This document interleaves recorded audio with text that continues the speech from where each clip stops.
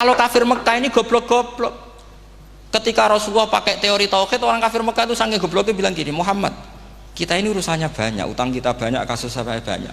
Kok Tuhannya satu itu tidak cukup? Yaitu mereka mengatakan aja'alal alihata ilahau wahida inna hadza la syai'un ujab. Bagaimana Tuhan hanya satu? Urusan kita banyak, masalah kita banyak. Tuhan nggak boleh satu, harus banyak. Sejumlah urusan kita. Ada Tuhan BPKB, Tuhan macam-macam lah. Ada Tuhan kredit, Tuhan kas, macam-macam lah. Kan? Sesuai sebanyak urusan kita. Mereka tanya aja'alal alihata ilahau wahida. Masa Tuhan satu? Inna hadza la syai'un ujab. Ini aneh. Tapi Rasulullah dengan sabarnya, kalau yang seperti ini Allah menjelaskannya beda dengan yang pertama, karena tadi orang kafir itu bisa min ahlil kitab, bisa wal musyrikin. Lam yakunil ladzina kafaru min ahlil kitab, ada yang wal musyrikin. Semuanya ini tidak pernah munfakina hatta ta'tiyahumul bayyinah. Mereka tidak pernah tercerabut dari pikiran mereka, dari mainstream mereka, sampai ada bayyinah. Bayyinah itu kejelasan kebenaran atau benar yang begitu jelas. Itu siapa? Rasulun minallah yatslu suhufam mutahhar. Akhirnya Nabi sabar. Saking sabarnya Nabi itu ngomong gini, ya di khalayak umum, mukhatamnya ya kafir semua. Hei saudara-saudara kami suku Quraisy, kita ini sebangsa. Nabi tanya, Muhammad, ajaran kami itu benar karena kami itu orang yang kita percaya, tapi kali ini Anda aneh karena ngajak satu Tuhan. Itu tidak mungkin, urusan kita banyak, satu Tuhan juga mungkin. Tuhan harus banyak. Kita punya 3 aja kurang banyak kan, hanya punya Lata, Uzza, Hubal. Rasulullah dengan sabarnya ngendikan gini, hei kaumku, kalau kamu jadi pembantu, jadi buruh, senang mana punya majikan banyak sama majikan satu. Kalau majikannya banyak, itu perintahnya beda-beda, seleranya beda. Semua harus kamu lakoni, semua harus kamu taklui karena kamu harus nurut. Wah ya repot mat kalau di majikan banyak, oh ngerepoti mesti. Rasulullah tinggal nimpali, Tuhan kamu itu majikan kamu. Kalau Tuhannya banyak, perintahnya ya banyak, seleranya beda-beda. Kamu bingung nggak? Wah ya bingung, ya sudahlah mat satu aja. Akhirnya mereka masuk Islam.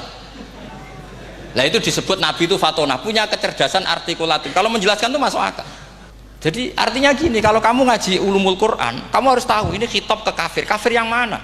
Ahli kitab atau kafir yang musyrik? Nah, sekarang tidak tahu lagi, pokoknya kafir. Makanya kalau orang berdebat mereka itu tidak goblok meneh. Waduh. Makanya sama tidak usah ketularan goblok, sing pun gimpun sing wis goblok ora usah ditambahi mun kathah dan ini pun.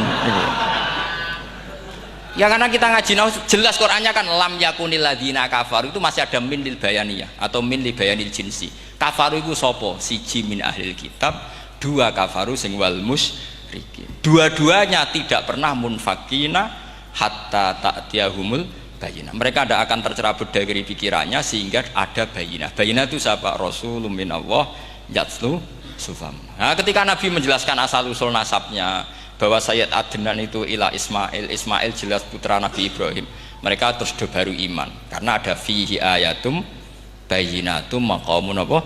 Ibrahim. Khawatir saya nanti kalau santri-santri tidak pinter ilmu, terus pilihannya ilmu kayak Abu Nawas, jalan pintas tadi. Karena belajar falak jelimet, belajar faraid apa? Jelimet, ada aul, ada roh, terus semua ada masalah yang ruwet-ruwet terus. Akhirnya mau olah bicara. Ini musibah inna lillahi wa inna ilaihi raji'un. Itu tidak boleh. Quran tidak mengajarkan itu. Quran tetap mengajarkan ilmu meskipun ada nilai seninya. Terus kedua uniknya Quran itu begini. Setelah dipikir itu nyata-nyata lebih detail. Misalnya begini, ketika Allah mencontohkan ba'udah itu nyamuk, itu orang-orang kafir itu bilang gini, ya Muhammad, Tuhan Anda kehilangan stok ilmiah sehingga contoh itu enggak yang dahsyat tapi sekedar nyamuk. Wong nyamuk kok digawe contoh. Mbok ya contoh itu dinosaurus, tak jerapah, tak apalah yang keren itu. Mosok contoh apa? Nyamuk. Terus Allah menjelaskan innallaha la yastahyi ayat driban apa masalam ma, contoh apa saja itu ditafsiri ba'udotan fama faqoha, entah itu nyamuk fama faqoha atau yang di atasnya nyamuk, maksudnya di atasnya itu filkillah atau fisihor atau yang di atas nyamuk yang lebih kecil ketimbang nyamuk. Sekarang saya contohkan kata Rasulullah, contoh yang kecil saja. Nggak usah bikin nyawa, nggak usah, itu terlalu mustahil. Seorang pemahat patung, terus kamu pesen, Pak, aku gaekno patung gajah, mesti muni sanggup. Tak muni, Pak, gaekno patung gajah, ukurannya ya semestinya gajah, oke. Tapi Pak, aku gaekno patung nyamuk, ukurannya ya sak nyamuk. Kira-kira sanggup apa enggak? Artinya ketika Allah gawe nyamuk itu lebih sulit ketimbang gawe gajah, apa lebih mudah? Lebih sulit. Karena nyamuk yang sudah kecil, dia punya alat kelamin terus seberapa juga? Alat kelaminnya juga tetap harus ada lubangnya, terus seberapa? Temen saya malah ada yang cangkem elek bilang gini, lalu ya punya kumannya seberapa?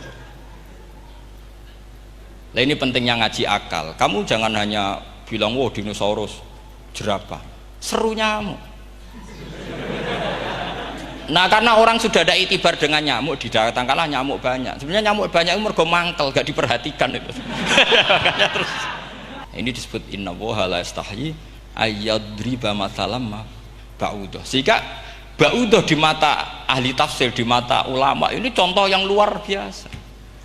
Tapi di mata orang-orang yang nggak seneng mikir, kok terima nyamuk itu.